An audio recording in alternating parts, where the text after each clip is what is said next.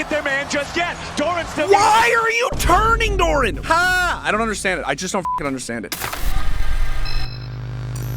Yo, that is sick. T1 GenG Grand Finals Game 5. The run back, the comeback, the grudge match, the only match.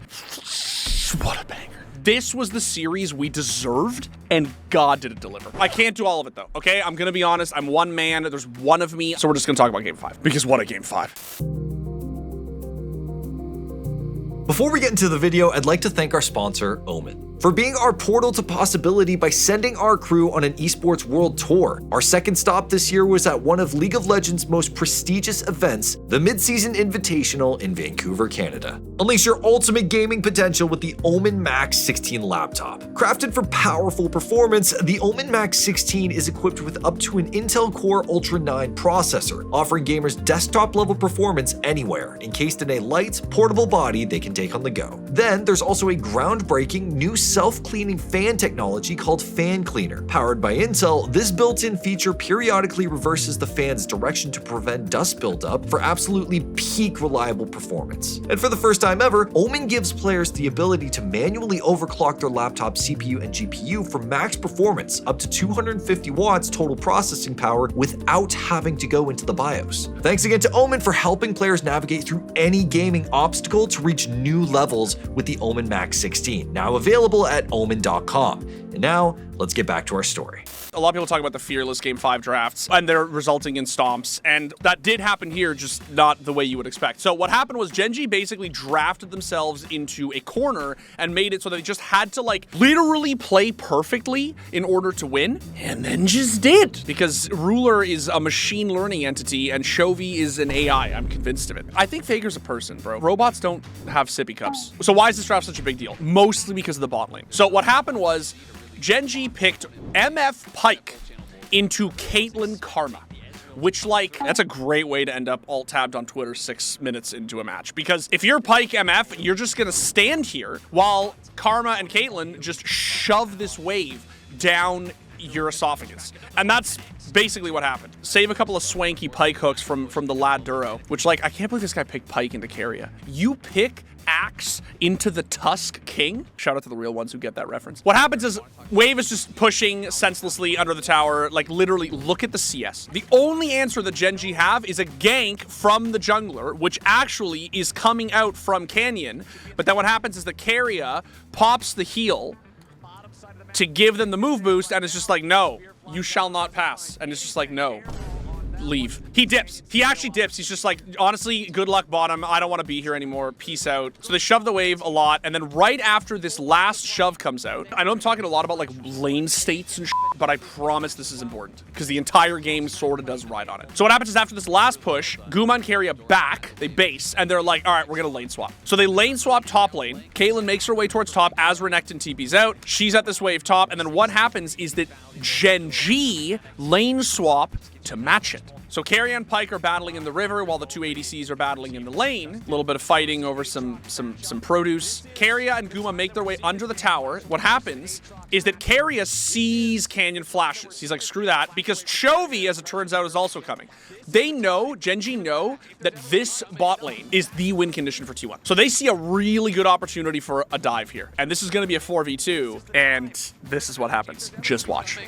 That's the time to do it. T1, though, might just get dove. Make it rain, putting the pressure on. Gumayushi with a flash away. Between worlds goes Chovy, and Carrier goes down. Guma goes with them. A double kill for Ruler. That's bad. So let's walk through the minutia because it's worth it. So Ruler throws out the MFE, right, which slows and damages both of them right here. This E honestly does so much work, it's crazy, and really just buys time for these three to get within range of the tower.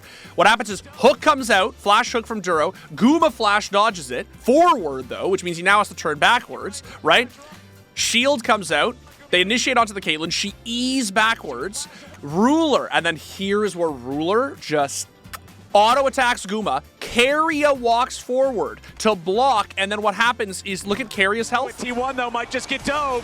Make it rain, putting the pressure on. Ruler, who's held his Q, uses it on Keria. Look at Keria's HP versus Guma's HP. He Qs the Keria, the bounce. Goes Chovy, and Keria goes down. Guma goes with them. A double kill for Ruler. Actually, that dive, play of the game. From there, everything becomes giga hard for T1. Here's the thing, the game wasn't actually over. The problem is that T1 started making some pretty questionable decisions after that top lane dive. I won't lie. Honestly, Owner's smites, man, not on point this game. I feel bad for the guy. They were just not on point. They don't get the Herald, immediately T1 back, right? Now, Doran, right, beelines it for this Pike. And I think what's happening here is Faker is saying, I could charm this Pike, we could kill him, or you could dive him, we could just kill this Pike. I think we could just kill this Pike. Like I locked lovers, start running to pincer the Pike. What does Doran do? Jokes. I'm just gonna dive into 4 of them. And then just gets fucking roasted. Faker immediately follows suit, abandons the Pike, goes forward, gets the charm. They blow up the top laner, which is a great play, but then Ruler does this thing where he just presses the R button. Over the wall, flash, ruthless predator. Doran is low. Bullet time gets him. Gumayushi. Tough. Very tough. Won't lie about that one. It was not actually over at that point, but now it will be. Okay, we have to talk about Doran. We just have to. I'm sorry. So here's the thing. It's just little things like this, right? This fight top lane, it's just little stuff like this. T1 are like, we don't want to fight this. Guma E's out. He's like, we don't want to fight this. Chovy ults, right? Doran gets hooked, but it's okay. It's okay because Owner's here. They've turned it. They can get out. And then Doran's gonna be burst down very quickly. Q3 won't kill him. And Gen.G don't get their man just yet. Doran's still. Why are you turning, Doran? Look at Owner. Owner's literally like, are you going? Okay, you're not going. You're going. So I'm going. Now I'm going. Now I'm ulting out. Now you're dead. Like, I'm not gonna do the thing where I shore all the blame at Doran because I just don't think that that's actually what happened in this series. But brother, what in the flying was this? Ha! I don't understand it. I just don't fucking understand it. Again, though, the game isn't actually over. It's not over until they take this Otacon fight. The Otacon is getting low. I want to just give this shout out because about this game, in my opinion, honestly, this game is this looked like a really one-sided stomp from Gen.G. In my opinion, this game was a giant, colossal, tragic series of what-ifs, of near misses. Look how low the Otacon gets. Watch the smite. Enough time for Gen.G to turn it live. Kanan has made his way into the objective. Looking to smite it down. Let's watch that slowly. That was Owner's smite. Owner smited first. We need a Han shot first shirt, except for Owner. Owner smited first. 19 HP early. The objective, looking to smite it down. Canyon thinly gets the health bars you can feel. At that point, it was over. At this point, T1 are on the ropes. This is over. They are now so out of this game, it's brutal. The Caitlyn is a caster minion. Doran is like a pink ward. Like, it takes 4 hits to kill him, but he still doesn't really do anything except give fucking vision. That was the meanest thing I've ever said about a League of Legends player. I'm sorry, Doran. I don't actually think this entire series was your fault. Here, as I will say, the Faker Ruler that didn't happen. People saw earlier in MSI that Faker fucking gapped Ruler again with the Azir initiation. The casters actually explicitly call out the fact that Faker is looking for a big charm. This is the moment. They're down 10-4. They're down like 8k gold. This is the moment that Faker can do the Faker thing, bro. That Cam is even on him. He's fucking locked in. And what happens? Duro are the ones in position to try to...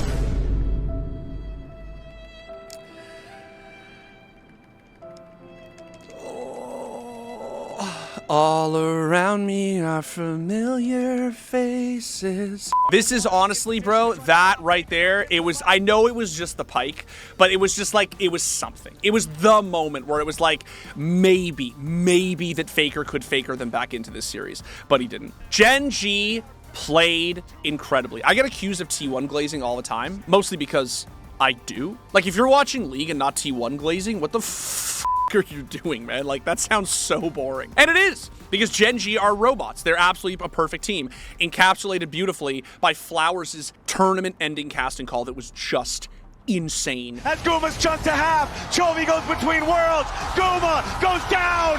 Keria goes down.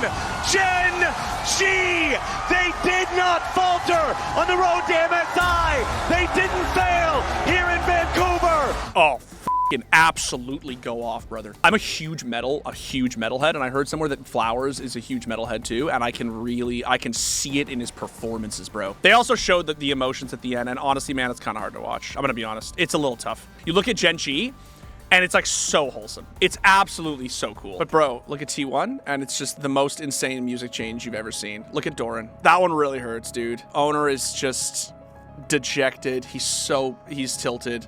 Faker is just Faker. Faker's just sad for his team. He's just sad for the lads. Bro, Carry, don't do that to me, bro. Don't hit me with the Vince McMahon, bro. Don't do that. My take on the entire thing was that, look, I think that people have been blaming Doran too much. It's crazy. I think that, like, the bot lane got f***ed. Faker was a non-entity in that last game. I do think Doran had the worst tournament series, like, of his life. Like, I feel really bad for him.